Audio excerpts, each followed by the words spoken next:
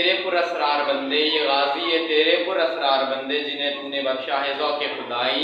دو نیم ان کی ٹھوکر سے صحرا و دریا، دو نیم ان کی ٹھوکر سے صحرا و دریا، سمٹ کر پہاڑ ان کی ہے بس راہی۔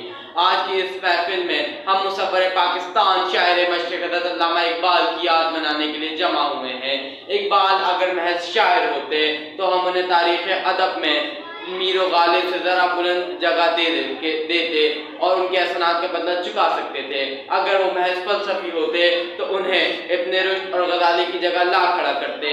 اگر ملت اسلامیہ کے اتحاد کے سفیر ہوتے تو جلال الدین افغانی کا اہم رتبہ ادا کرتے۔ بس یہی تو جناب کہ وہ سب کچھ تھے اور ان سب میں ایک درجہ بلند تھے۔ مسلم تدبر بھی کیا تو نے کبھی، اے نوجوان مسلم تدبر بھی کیا تو نے، وہ کیا گردو تھا جس کا ہے ایک ٹوٹا ہوا تارا۔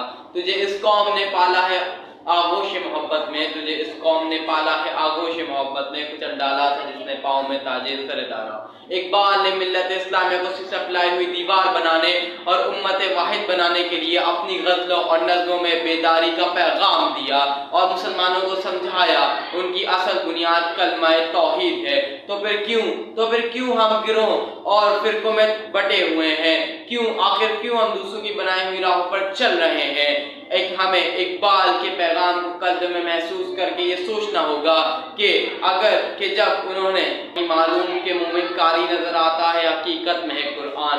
اقبال نے شاہین کے تصور کو طاقت کا فلسفہ دیتے ہیں۔ بے باکی، جرأت اور بلند ہمت ان کے مثالی مرد مومن کے اہم اجزاء ہیں۔ میں اقبال کی زبان میں مسلمانوں کو یہ پیغام دینا چاہتا ہوں: ہوس نے کر دیا ہے ٹکڑے ٹکڑے نوح انسان کو، ہوس نے کر دیا ہے ٹکڑے ٹکڑے نوح انسان کو، اخوت کا بیاں ہو جا محبت کی زبان سے۔